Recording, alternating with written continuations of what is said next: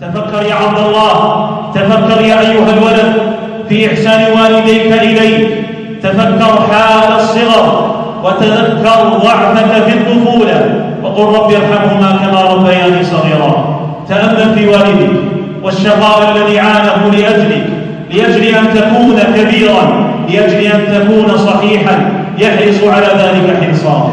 أبوك الذي هو مجبنة لك، الذي أنت له مجبنة من خلف، كما قال صلى الله عليه وسلم: يكد ويسعى ويدفع عنك صنوف الأذى، ينتقل في الأسفار، يقطع الفيافي والغفار، ويتحمل لأجل لقمة العيش الأخطار، يحرص على أن تنال خيرا عظيما، يجوع لتشبع ويتعب لترتاح أنت يا أيها الولد.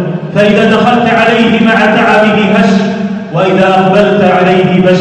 هذا هو أبوك يا عبد الله. أما أمك فحدث ولا حرج، لأن حقها عظيم، هو أعظم من حق الأب، لأن أمك هي التي حملتك في أحشائها 9 أشهر، حملتك في أحشائها 9 أشهر وهنا على وهن، حملتك كرها ووضعتك كرها، وتحملت الصعاب والمشاق لأجل ذلك.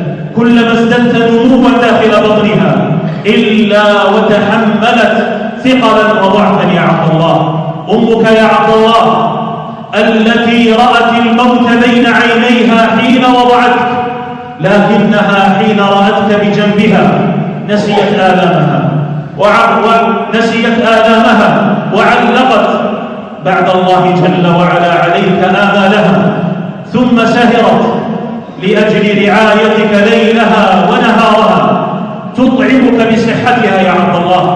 فطعامك درها، وبيتك حجرها،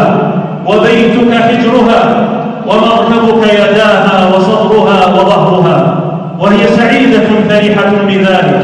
هي أمك لها من الشفقة والرحمة عليك. تجوع لتشبع أنت، تسهر لتنام أنت، تناديها إذا غبت عنها فتأتيك وتكون عندك، إذا غابت عنك ناديتها يا أيها الولد. وإذا حل عليك خطر استغثت بها، تحسب أن كل الخير عندها. ولذلك فإنها إذا ضمتك إلى صدرها وكنت بين يديها ولحظتك بعينها لم تخف شرا بعد ذلك.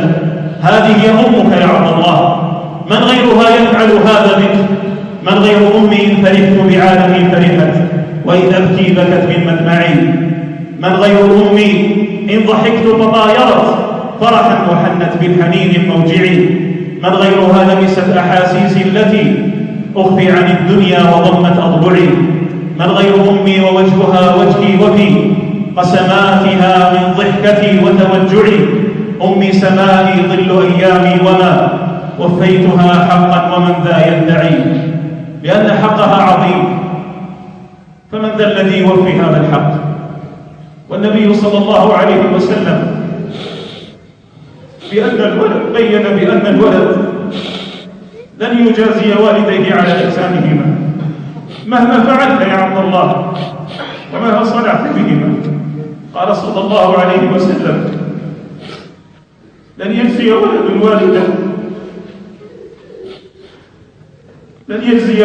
والده إلا أن يجده مملوكا فيشتريه فيعتقه. رواه الإمام مسلم.